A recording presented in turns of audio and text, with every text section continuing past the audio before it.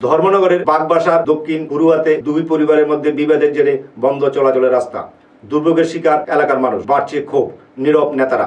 ধর্মনগর থানাধীন বাগবাসা বিধানসভার দক্ষিণ হুরুয়া পঞ্চায়েতের ৩ নম্বর ওয়ার্ড এলাকায় বিগত কিছুদিন পূর্বে এলাকার ভিন্ন দুই পরিবারের দুই বাসিন্দা দীপাল দেব এবং কাজল দেব দুজনের বাড়ির এলাকার রাস্তা নিয়ে বড়সড় কলহের সৃষ্টি হয়।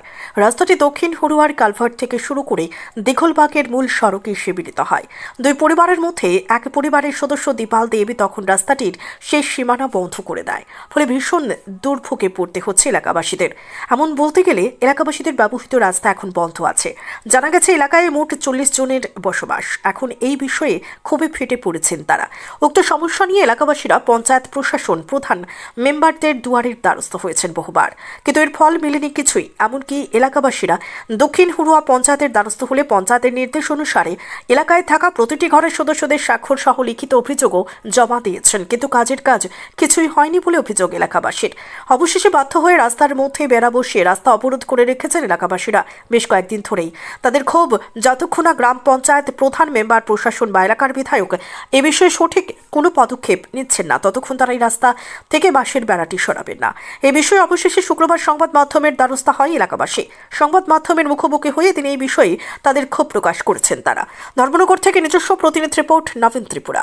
কাজ হয়েছে পঞ্চায়েত থেকে, তো আমরা রাস্তা খুব সুযোগ সুবিধা পেয়েছি, কিন্তু ইদানিং আমাদের রাস্তার মধ্যে একটা বিশৃঙ্খলা হয়েছে। ওরা ওদিকে আমাদের যেতে দেয়নি এবং রাস্তা কেটেওছে। এতে আমরা গিয়া পঞ্চায়েতের দ্বারস্থ অনেকবার হয়েছি। ওরা বলতে কে?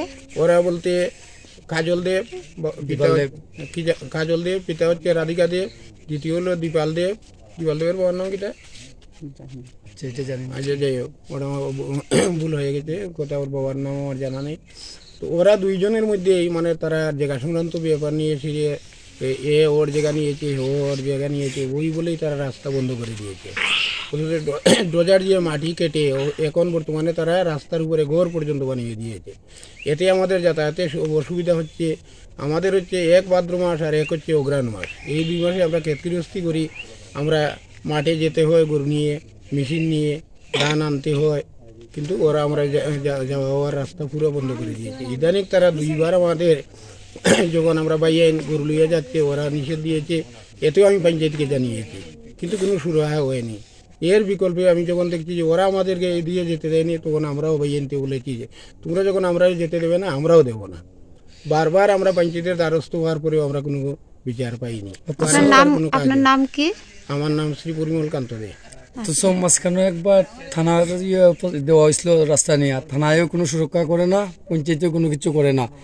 তো যে সময় লোকজন আইতে যাইতে তাদের দিকে আমরা যাই, তখন ওই 55 নং বাগবাসা 23 নং বুথের 3 নং ওয়ার্ডে আমরা দীর্ঘদিন ধরে 7/6/19 অনেকবার এই রাস্তা নিয়ে আসে অনেক মেম্বার, প্রধান এবং বিডিওর কাছে অনেকবার আমরা কমপ্লেন দিয়েছিলাম। তারপরেও তারা কোনো রাস্তার কোনো সুরাহা করেনি।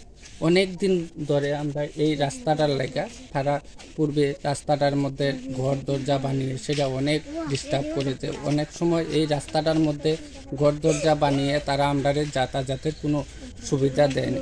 আমরা এখানটার মধ্যে 50টা ফ্যামিলি এই রাস্তাটার উপরে আমরা বসবাস করতে আছি। মেম্বার প্রধানের কাছে যাওয়ার পরে খালি করে রাস্তা সংস্কারের লেগে যে ওইখানটার মধ্যে রাস্তার কমপ্লেন আছে ওইখানটার মধ্যে করা যায়, তাই অনেক দিন ধরে তারা ওই রাস্তাটারে তারা অবরোধ করে সেটা তারা রাস্তাটার মধ্যে বন্ধ করে রাখছে। তারপরে আমরা ওই রাস্তাটার মধ্যে আমরা নিজেরা এসে বন্ধ করেছি। এখানকার ওই আপনাদের বিধায়ক কে? বিধায়ক যাদবলাল নাথ।